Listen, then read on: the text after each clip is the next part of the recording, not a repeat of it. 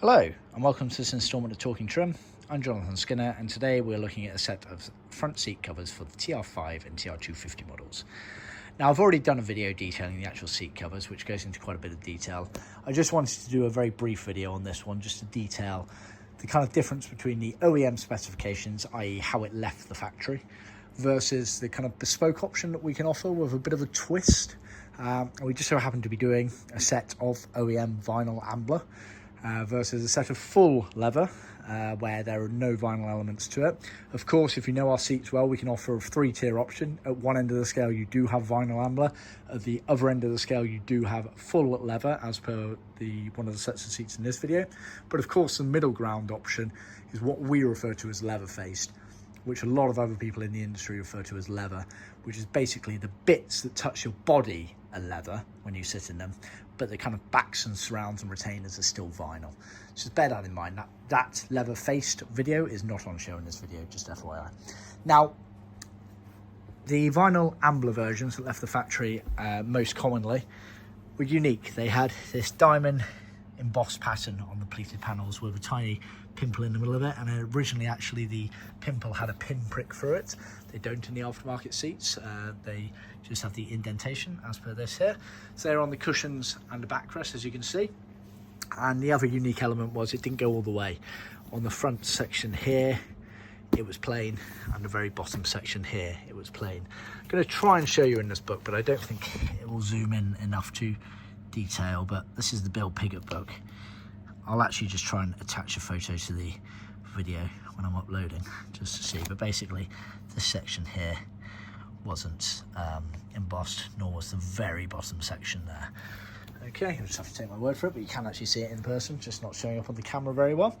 And so that's how we commonly supply our vinyl ambler seats. Now if the seats did leave the factory with leather faced, or leather as other people refer to, or full leather, which would have been very, very rare if at all applicable, the pleats would have just been plain. They wouldn't have embossed them at all. And this is where the unique twist of the bespoke options that we can offer if you like. You can see here on the set of full leather seats that we've done, we've embossed the leather. Now the embossed pattern is by no means the same as the original embossing. It's quite a bit smaller, more frequent, etc. But this is an option that we can do, and we do quite a few kits for both the TR5s, TR250s, and of course the TR6s as well, where people ask us to put this on the leather here. They're not trying to say, look, this is exactly the original. They're just giving a bit of a nod to originality, and they like the effect on it. So that is an option there. And of course we even go to the detail of making sure that the front section there is still plain and it just starts the embossing. So we've done that on both the cushion bases and the backrest bases. You can see the embossing stops at the bottom there as per the original specification. So yeah, I just wanted to do a brief video kind of detailing that element there, because these are all the things that we can offer. Now bear in mind, as standard, if you just order a set of leather faced or full leather seats, we would do them with plain pleats unless you expressly said, look, I want the embossing on there, and there's, of course there's a surcharge related to that, so just bear that in mind. Initially there isn't an option on the website to say about the embossing, but of course our website is only set up as a inquiry element of things, so by all means use the build a quote system or just use the contact form to send the inquiry, and of course I can give you all the different options there. We know how detailed and somewhat confusing restoring a classic car can be, and thus that's why we set up the website the way we have.